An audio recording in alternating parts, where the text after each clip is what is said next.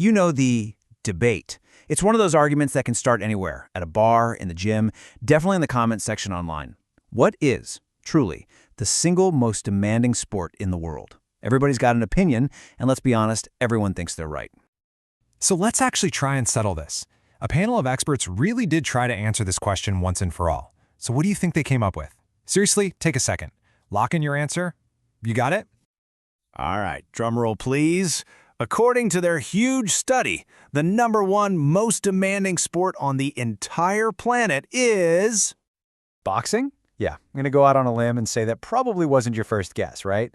Not football, not hockey, not even soccer. It was the sweet science that took home the title. So how in the world did a bunch of experts land on that? Well, you gotta understand, this wasn't just some random poll. This whole thing came out of a big project by ESPN back in 2004. They put together a whole panel. We're talking sports scientists, academics, journalists, to try and scientifically rank 60 different sports. So let's take a look at their top 10. Right after boxing, you've got ice hockey at number 2, then American football and basketball. Wrestling comes in at number 5, and soccer just barely makes the cut at number 10. A lot of the big ones are on there, but what they left out is a whole other story. And just to show you the range they were working with, check out the bottom of the list. While boxing was at the top, sports like curling and bowling were way down. And in dead last, at number 60, the sport they ranked as the least demanding, fishing. Sorry to all the anglers out there. Okay, so here's the really important part. This wasn't just about, who sweats the most. The panel had a super rigorous system. They broke down the whole idea of athleticism into 10 very specific skills. Every single one of those 60 sports got a score from 1 to 10 on all of these categories. So you've got things like endurance, strength, power, speed, agility, but also stuff you might not think about, like nerve, guts, durability, and even analytic aptitude, which is basically the strategy side of things. When they tallied it all up, boxing had the highest average score. So, case closed, right? Oh, not even close. The second this list hit the internet, it started an absolute firestorm that is, no joke, still going on today. It turns out the experts had their definition of demanding, but the internet? Well, the internet had other ideas, and that's where the real story begins. The biggest complaint, right out of the gate, all the major sports that weren't even on the list to begin with. People from sports like motocross, rugby, rowing, and water polo were absolutely furious that they didn't even get a chance to be ranked. And this is where it gets amazing. Just look at this comment from someone named Gary 2. He doesn't just think motocross should be on the list, he says it beats every sport, and then throws in a little jab at stupid city people. And with that, the battle lines were drawn. It did not take long for someone to clap back.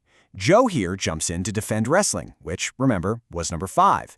And he completely dismisses motocross as a sport for people who don't want to actually move. And boom, just like that, you have the two warring factions of the comments section. This debate went on for years. Team wrestling argued that there's nothing tougher than physically controlling another person, cutting weight, and the mental grind. But Team Motocross fired back, saying, "Oh yeah? Try wrestling a 250-pound machine while your heart is at its max for 30 minutes, all while flying through the air." And the arguments got pretty graphic. A wrestler named Wooby laid out this insane list of injuries: bursitis, cauliflower ear, broken bones. I mean, that speaks directly to that durability skill the experts were talking about. But then Curtis comes back from motocross with this absolutely terrifying image. It's an incredible argument for the nerve skill, highlighting the sheer danger involved when a small mistake can be catastrophic. It is just a brutal back and forth. Now, the whole motocross versus wrestling war was definitely the main event in the comments, but they were far from the only ones who felt their sport got robbed. Athletes from communities like swimming and rowing were also incredibly vocal that they'd been criminally underrated. This comment from a user named M just perfectly captures that frustration. They're basically saying that the kind of full-body exhaustion you get in a pool, combined with not being able to breathe properly, is a unique kind of punishment that most other athletes just couldn't handle. So, after all of this, after years of furious arguments, where are we? Who's right? Well, the crazy thing is, the real answer might be hidden in the debate itself. Way back in 2011, buried in all the chaos, a user named NP dropped this little piece of wisdom. They pointed out that the argument isn't just about physical toughness, it's about everything: the mental game, the risk, the strategy, the whole shebang.